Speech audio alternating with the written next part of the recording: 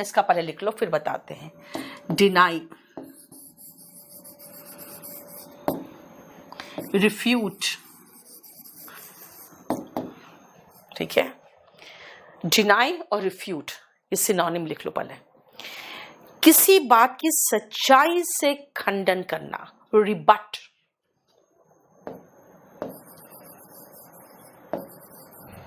ठीक है।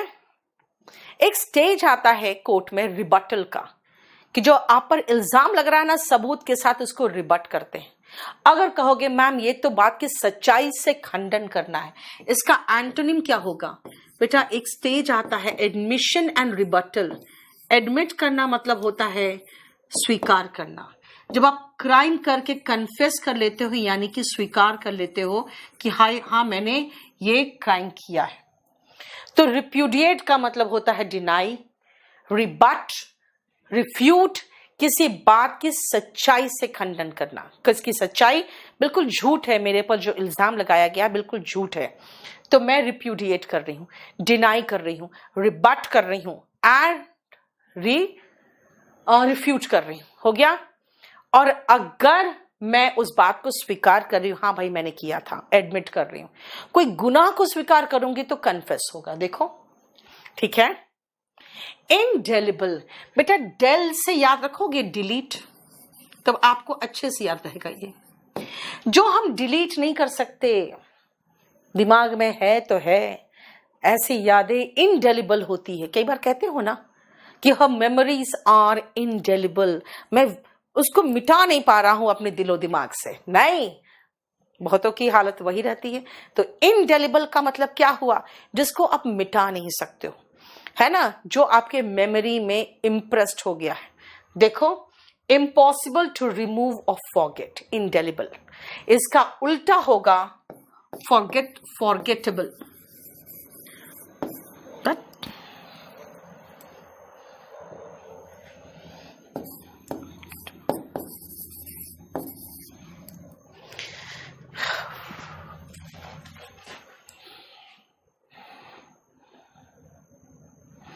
एक सेकेंड खुला।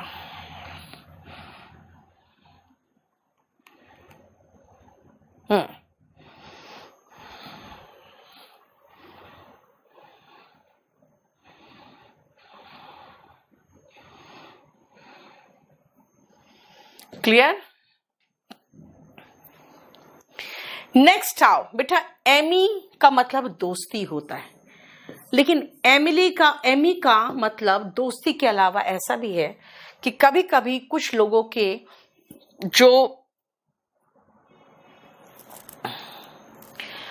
ऐसी फीलिंग आती है ना कि उसका जो टच है, उसका जो लुक है, उसमें कुछ ज्यादा ही फ्रेंडली सी फीलिंग आ रही है जो मुझे अच्छा नहीं लग रहा है, तब उसका लुक, उसका जो इरादा है वो एमोरस लगता है।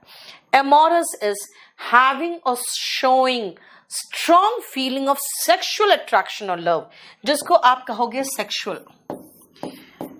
एमोरस में आपको वो सारा फीलिंग दिखेगा, लेचरस, लेसिवियस, लाइसेंशियस, यानी थोड़ा सा इमोरल सा फीलिंग आएगा। ठीक है ना? तो आप सिनोनिम लिख सकते हो इसका, कामुकता संबंधित, एमोरस, लाइसेंशियस, लेचरस, लेसिवियस।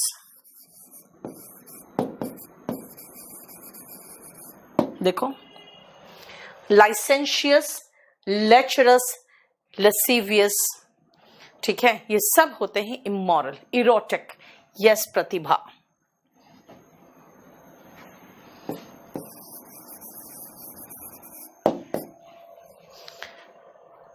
ठीक है। और इसका एंटोनिम होगा स्पिरिचुअल। देखो, यस चंदर, लस्टफुल।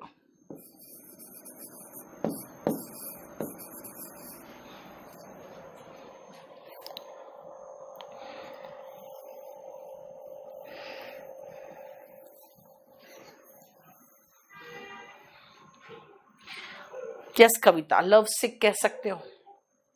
चलो अब आओ वन वर्ड सब्स्टिट्यूशन में। बेटा एपी जहां भी दिखे समझ जाना ऊपर, एपी जहां दिखे समझ जाना ऊपर। एपीटैफ, इसका मीनिंग बेटा कब्र जो होते हैं ना उसके ऊपर कुछ शब्द लिखे होते हैं, और वो शब्द होते हैं जैसे उसका नाम, कब पैदा हुआ, कब मरा, वही है एपीटैफ। समथिंग रिटन और said in the memory of a person जो डेड है, ऑन हिज टूम।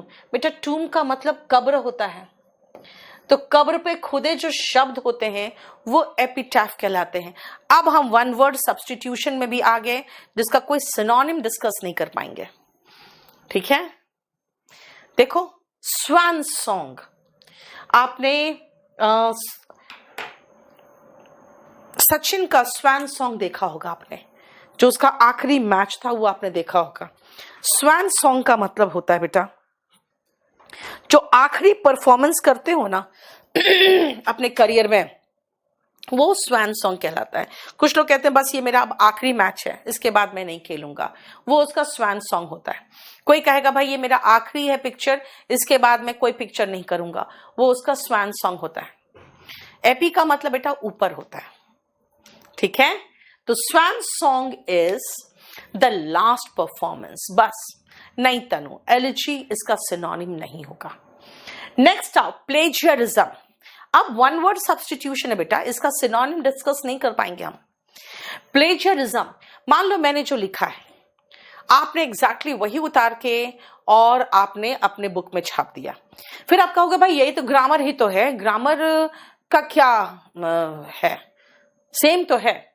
मैं कहूंगी भाई ग्रामर तो था, लेकिन जैसा एग्जाम्पल के साथ मैंने एक्सप्लेन किया था आपने सीधा एग्जाम्पल के साथ उठा के आपने लगा दिया, ठीक है। इसका मतलब है कि आपने कॉपी किया है मेरे बुक से।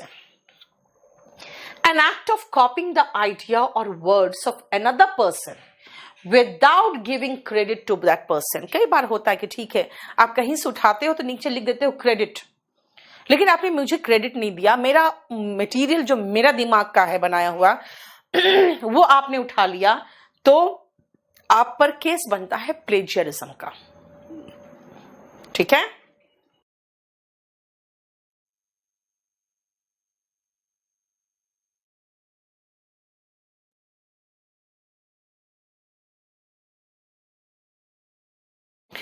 नेक्स्ट आओ हेल्सियन डेज। बेटा आप इडियम्स में आ रहे हैं, ध्यान से सुनना बेटा।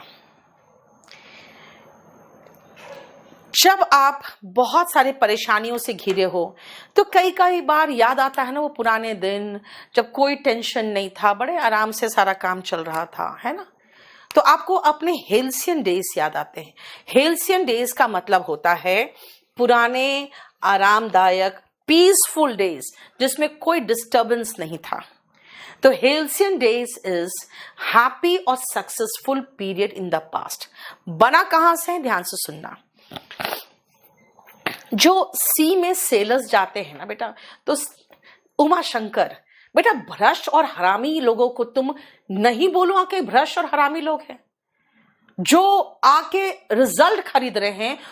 तुम जैसे लोग पता है क्या बेटा, तुम लोग अंधभक्त कहलाते हो, ठीक है। तुम लोग जैसे लोगों को अंधभक्त कहते हैं। यूट्यूब से डिस्टर्ब अगर होता है बेटा तो यूट्यूब मत देखो। अगर तुम कहोगे कि नहीं मुझे सच सुनने से डिस्टर्बेंस होता है, मत सुनो।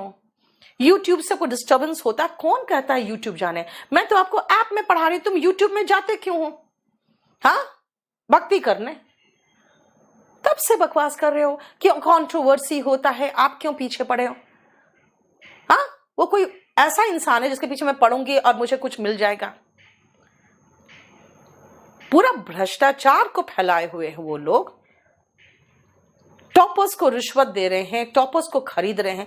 फिर आप कहते हो नहीं नहीं क्यों नहीं करूं यार, टॉपर्स मेरा, पिछले साल की टॉपर मेरी, उसको भी खरीद लिया, इस बार खरीदा तो मैंने एक्सपोज कर दिया। क्योंकि जब मैं आके बोलती हूं ना तो सबको लगता है नीतू सिंह हल्ला मचाती है, खाली चीखती चिल्लाती है, क्या सबूत है। सबूत ऐसा दिया ना उमा शंकर कुमार कि नंगा करके छोड़ दिया मैंने। 2 दिन से जवाब देते नहीं बन रहा उन लोगों को। इसीलिए प्लीज मत बकवास करो, ठीक है।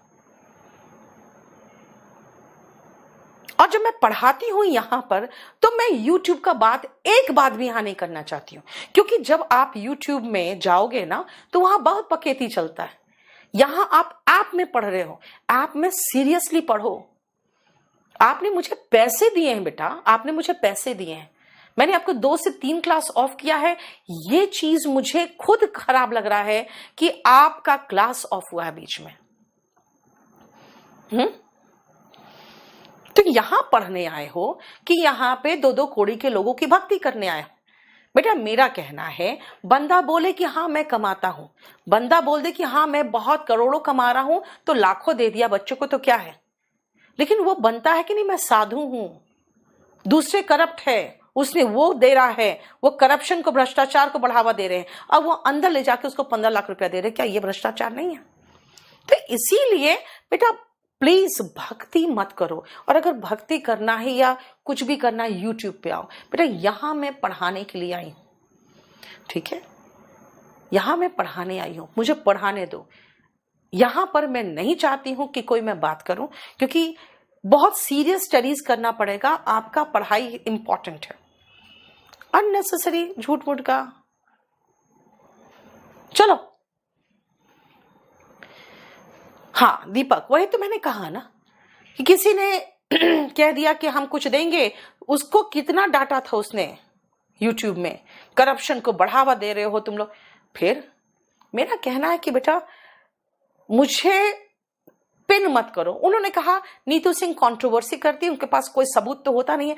सबूत दिया मैंने, आप लोग सबका दिल नहीं दहल गया वो सबूत देखकर, ठीक है। इसीलिए गलत गलत है। 5,000 रुपया लेते हुए वो लड़की पकड़ी गई है, जो एसआई है, एसआई मुन्नी करके वो पकड़ी गई है, सिर्फ 5,000 रुपया के लिए। विजिलेंस ने उसका पूरा वीडियो बनाया, उसके पॉकेट से वो पैसा निकालते हुए, ठीक है ना, सब कुछ वीडियो बना के डाल दिया। हो गई बर्खास्त वगैरह सब, अभी सस्पेंड हुई है, अभी उसका ये चलेगा केस। अगर आप कहोगे कि नहीं मैम क्या गलती हुई, बेटा तो फिर वो भी गलत नहीं कर रहे हैं जो तुम्हारे पापा को जबरदस्ती स्कूटर रोक के उनसे 200 रुपया ले रहे हैं, जो ट्रैफिक पुलिस है। वो भी गलत नहीं किए हैं जो 2G 4G घोटाला चला है।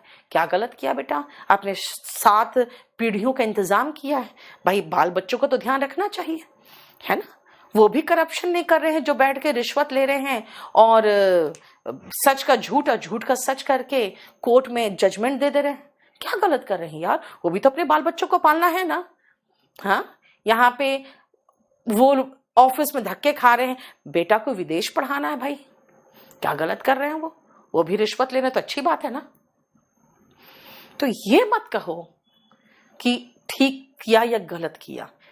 लड़का भी गलत है क्योंकि वो 2 दलाल रखा हुआ है अपने लिए, अपने 2 दोस्त उसके दलाल बन के घूम रहे। और सबसे भ्रष्ट वो आदमी है जो चेहरे पर मुखौटा पहना है कि बहुत ईमानदार, बहुत बढ़िया, बहुत सच्चा इंसान है, बच्चों का भला समझता है। इसीलिए प्लीज मुझे इरिटेट मत करो ये सब बात करके। हेल्सियन ऐसा पंछी था जो अकॉर्डिंग टू माइथोलॉजी, है ना, ये जो सेलर्स होते हैं ना, ये लोग बहुत तरह की कहानी कथा बनाए रहते हैं। तो हेल्सियन नाम के एक पंछी इमेजिनरी बर्ड है, और इनका मानना है कि वो इमेजिनरी बर्ड, जैसे जिस दिन एकदम सी शांत होता है ना, तो ये जो सेलर्स है वो पता है नाविक लोग को क्या कहते हैं कि अभी है ना सी पे अंडा दिया हुआ है हेल्सियन ने, इसीलिए सी बिल्कुल शांत है, क्योंकि जो सी का गॉड है यानी समुद्र देवता है, वो समुद्र देवता ये मानते हैं कि भाई ज्यादा हिलेंगे तो अंडे फूट जाएंगे, है ना। तो इसीलिए हेल्सियन माना जाता है कि भाई वो अंडा दिया है इसलिए एकदम शांत है। वहीं से ईडियम बना हुआ है हेल्सियन डेज, शांत जिंदगी, है ना, जो पुराने सुहाने दिन थे वो हेल्सियन डेज है। हार्ट एंड सोल बेटा एडवर्ब है। मैं पूरे दिल से और मन से पढ़ाती हूं। कैसे बोलूं, मैं कहूंगी I teach you heart and soul, उसका सिनोनिम है wholeheartedly. Heart and soul बेटा एडवर्ब है, उसके साथ विथ मत लगा देना।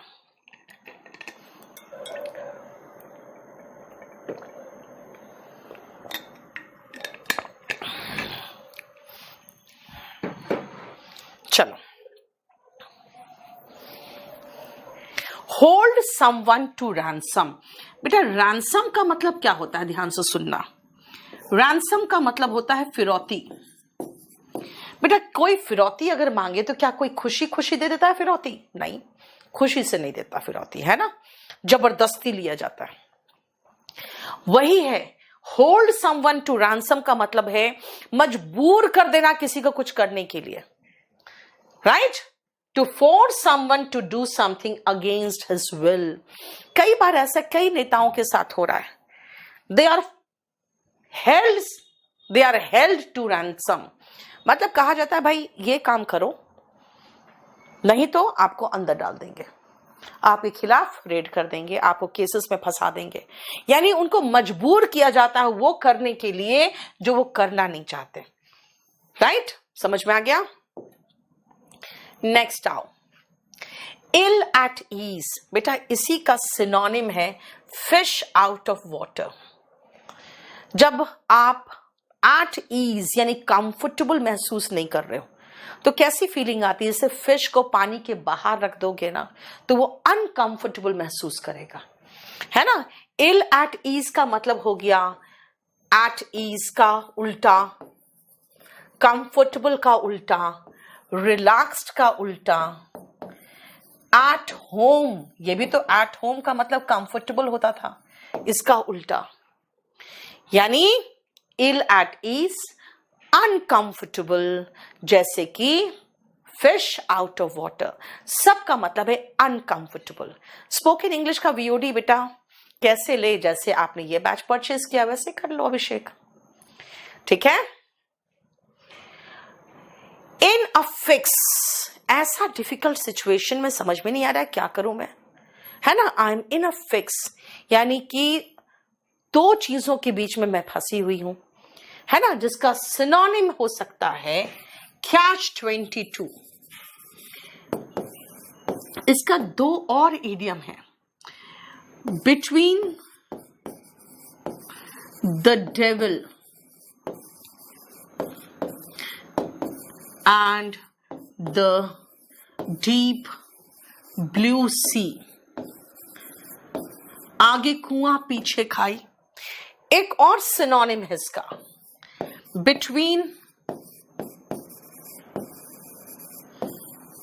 स्किला एंड कैरिब्डस। इसका मतलब ही वही हुआ, दो डिफिकल्ट सिचुएशन के बीच में समझ में नहीं आ रहा क्या करे, है ना, इन अ डिफिकल्ट सिचुएशन। नेक्स्ट आप चीक। बेटा चीक क्या है? ये जॉल क्या होता है? जब बूढ़े हो जाएंगे ना तो ये सारे चीक्स ऐसे लटक जाएंगे, वो जॉल होता है। तो चीक बाय जॉल का मतलब है इतने नजदीक नजदीक सब चिपके पड़े हुए हैं, ठीक है ना, क्लोजली लिंक्ड या क्लोज टुगेदर। अगर मैं कहूं कि सारे भ्रष्ट लोग भाई एक दूसरे से एकदम लिंक्ड है, मैं कहूंगी all the corrupt people are cheek by jowl, मतलब दोनों क्लोजली कनेक्टेड है। To let one's head down का मतलब होता है बेटा टू रिलैक्स, ठीक है ना, वो वर्ब के रूप में आ जाता है। ड्रैकोनियन लॉ, बहुत सख्त कानून। कहते हैं भाई अगर किसी ने चोरी की हाथ काट लो, वो कैसा कानून है भाई? बहुत सख्त कानून है ना। दिस मीन्स ऐसा कानून जो बहुत ही सीरियस कानून है, वेरी स्ट्रिक्ट लॉ, जिसको कहते हैं दंडात्मक, प्यूनिटिव। लेकिन इंडिया में जानते हो वहां पे बहुत बढ़िया से तरह तरह की चीजें सिखाई जाती है, रोज डंडे नहीं मारे जाते उन लोगों को, बल्कि रिफॉर्म करने की कोशिश की जाती है। तो ड्रैकोनियन लॉ बहुत स्ट्रिक्ट, प्यूनिटिव मतलब दंडात्मक लॉ होते हैं, ठीक है। इसका उल्टा होता है रिफॉर्मेटिव यानी सुधारात्मक। तो ड्रैकोनियन लॉ का उल्टा होगा रिफॉर्मेटिव लॉ। रिफॉर्मेटिव का मतलब होता है सुधार करने वाला, सुधारात्मक। और प्यूनिटिव जो होगा ना बेटा वो दंड देगा, दंडात्मक। अच्छा उसने चोरी की, 50 कोड़े लगाए जा, 50 कोड़े भाई वो क्या है, प्यूनिटिव लॉ है। Whoop it up on 31st December. You just whoop it up. इसका मतलब क्या है, एकदम शोर शराबे के साथ आप एंजॉय करते हो। To enjoy yourself in a noisy and excited manner. ठीक है, okay Suraj, on the horns of dilemma, ये भी कह सकते हैं, इसमें और एक सिनोनिम लिख दो।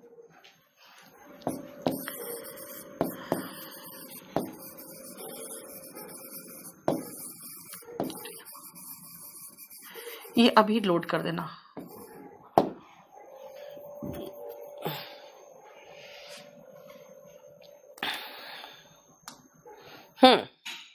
वुप इट अप का मतलब है टू एंजॉय इन, जो कहोगे in a loud and exciting manner. ठीक है, रीप द whirlwind, इसका पूरा कहावत है वो मैं जो बताना चाहती हूं आपको। Sow the wind and reap the whirlwind, ये पूरा का पूरा एक ईडियम है जिसका मतलब है अगर आप विंड यानी पवन को रोपोगे यानी कि बोओगे तो तूफान को काटोगे। इसका मतलब एक छोटी सी गलती का भी बहुत बड़ा हर्जाना देना पड़ता है। कई बार पास्ट में कोई गलती किया, उसका नतीजा अब भुगत रहे हैं। छोटी सी विंड, विंड समझते हो यानी पवन, और आप whirlwind यानी तूफान काट रहे हो, यानी कि छोटी सी गलती का सजा बाद में जाके जो बहुत बड़ा सजा झूलते हो उसको कहते हैं reap the whirlwind, to suffer now because of mistakes that were made in the past. Weather the storm, तूफान का सामना करना। ठीक है, तूफान का सामना करना। Go through fire and water. Fire और वाटर से होके गुजरोगे तो मतलब कठिन परिस्थिति का सामना करना। ठीक है, वेदर द स्टॉर्म, जैसे इस पूरे परेशानी में मुझे बहुत कुछ झेलना पड़ा। कैसे बोलूंगी मैं, I had to weather the storm. इसका मतलब वेदर द स्टॉर्म का मतलब होता है कि परेशानी का सामना करना। विसल इन द डार्क, कुछ लोगों को देखते हो जब वो डरने लगते हैं ना अंधेरे में तो सीटी उटी बजाते हुए निकलने लगते हैं। नहीं, सीटी बजा के निकलते हैं। अरे भाई सीटी क्यों बजा रहे हो, अपने डर को छुपाने के लिए। यानी कि वो प्रिटेंड करते हैं कि मैं डरा हुआ नहीं हूं, लेकिन है तो डरा हुआ। प्रिटेंड करते हैं, प्रिटेंड टू बी अनअफ्रेड। नहीं, देखते हो ना, प्रिटेंड करने लगते हैं, सीटी बजाने लगते हैं, गाना गाने लगते हैं अंधेरी रात में। क्यों? क्योंकि वो दिखाना चाह रहे भाई मुझे कोई डर नहीं है। हिट द सैक, इसका मतलब होता है गो टू बेड। अब बेटा गो टू बेड आया है, याद रखना, गो टू द बेड मत लगा देना। समझ में आया? इसका मतलब सो जाना। Go to bed, hit the sack, इन सब का मतलब है सो जाना। देखो, नहीं, टिट फॉर टैट नहीं बेटा, गिव एज यू टेक वाला नहीं है, टेक एज यू गिव कुछ नहीं है। अब इसको मैं सेव कर दे रही हूं और अभी आपको थोड़ी देर में ये लोड हो जाएगा। ठीक है, और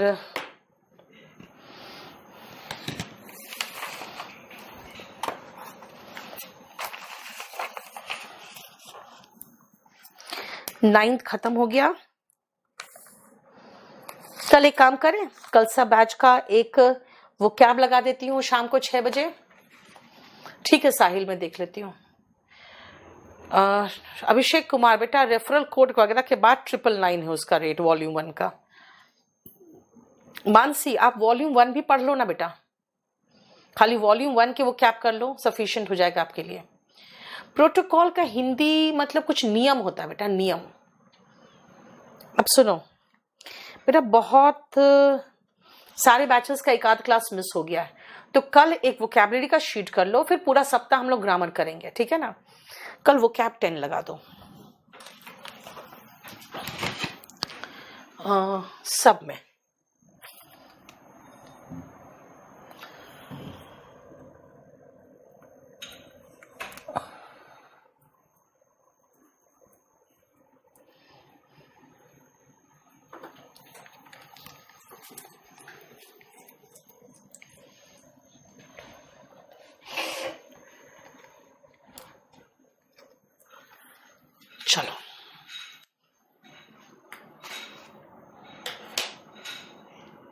मेरे सारे बुक्स आपको kdpublication.com से खरीद सकते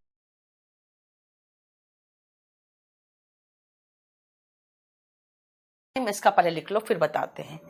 डिनाई, रिफ्यूट, ठीक है। डिनाई और रिफ्यूट ये सिनोनिम लिख लो पहले।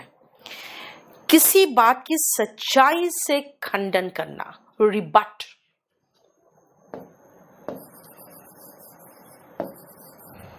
ठीक है। एक स्टेज आता है कोर्ट में रिबटल का, कि जो आप पर इल्जाम लग रहा है ना, सबूत के साथ उसको रिबट करते हैं। अगर कहोगे मैम ये तो बात की सच्चाई से खंडन करना है, इसका एंटोनिम क्या होगा बेटा? एक स्टेज आता है एडमिशन एंड रिबटल। एडमिट करना मतलब होता है स्वीकार करना। जब आप क्राइम करके कन्फेस कर लेते हो, यानी कि स्वीकार कर लेते हो कि हाँ मैंने ये क्राइम किया है। तो रिप्यूडिएट का मतलब होता है डिनाई, रिबट, रिफ्यूट, किसी बात की सच्चाई से खंडन करना। किसकी सच्चाई? बिल्कुल झूठ है, मेरे पर जो इल्जाम लगाया गया बिल्कुल झूठ है, तो मैं रिप्यूडिएट कर रही हूं, डिनाई कर रही हूं, रिबट कर रही हूं एंड रिफ्यूट कर रही हूं। हो गया। और अगर मैं उस बात को स्वीकार कर रही हूं, हाँ भाई मैंने किया था, एडमिट कर रही हूं, कोई गुनाह को स्वीकार करूंगी तो कन्फेस होगा। देखो, ठीक है। इनडेलिबल, बेटा डेल से याद रखोगे डिलीट, तब आपको अच्छे से याद रहेगा। ये जो हम डिलीट नहीं कर सकते, दिमाग में है तो है, ऐसी यादें इनडेलिबल होती है। कई बार कहते हो ना कि हम मेमोरीज आर इनडेलिबल, मैं उसको मिटा नहीं पा रहा हूं अपने दिलो दिमाग से। नहीं,